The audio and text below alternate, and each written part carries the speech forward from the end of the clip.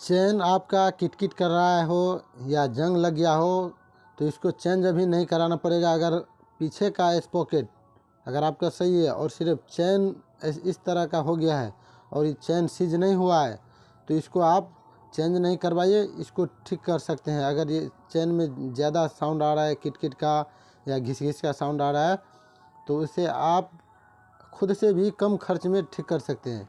और वो कैसे, इस वीडियो को बिना स्किप किए हुए देखिए, मैं स्टेप बाय स्टेप इसमें बताऊंगा आपको और बिल्कुल नया जैसा ये चेन लगेगा। तो पहले मैं बाइक को स्टार्ट कर लिया हूँ दोस्तों, ये होंडा शाइन है और इस पर देखिए मैं केरोसिन डाल रहा हूँ।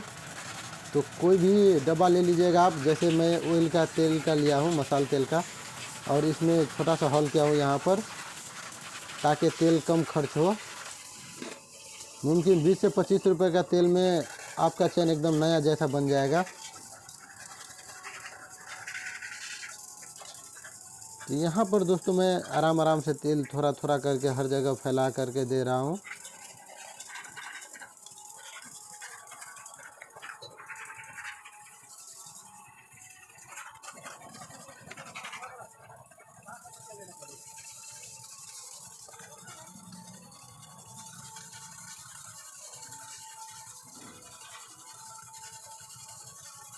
और दोस्तों चैनल सब्सक्राइब करने के लिए आप सबको अगर कोई दिक्कत ना हो तो मेरे चैनल को सब्सक्राइब कर लीजिए, इससे आपको फ़ायदा ही मिलेगा क्योंकि मैं बाइक से रिलेटेड वीडियो हमेशा अपलोड करता ही रहता हूँ।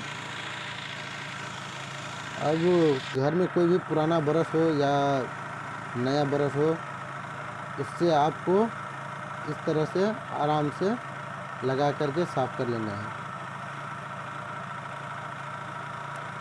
यहाँ पर ज़्यादा प्रेस नहीं देना है दोस्तों, आराम से रखिएगा क्योंकि बाइक चलता रहता है चेन, तो आपको ज़्यादा प्रेस नहीं देना है। अभी देख पा रहे हैं आप कितना साफ़ हो गया है अभी।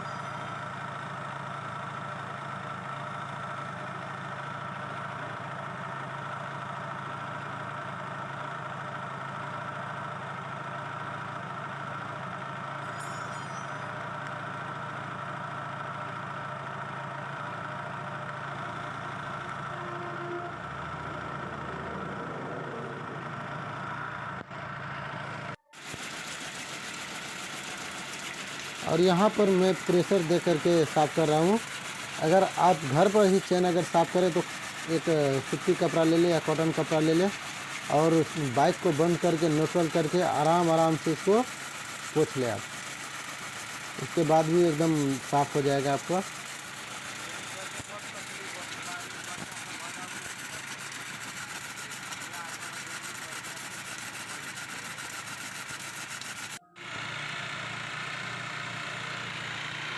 देखिए कितना ज़्यादा नीचे इसमें से कचरा सब गिरा है और जब फोर्स दिया हूँ तो देखिए अब कैसा नया जैसा लग रहा है ये। अब लास्ट रिज़ल्ट दिखा देता हूँ दोस्तों। अब शाम हो चुका है तो लाइट जला करके दिखा रहा हूँ, उतना क्लियर नहीं आ रहा है बट फिर भी नया जैसा हो गया है। मिलते हैं अगले वीडियो में।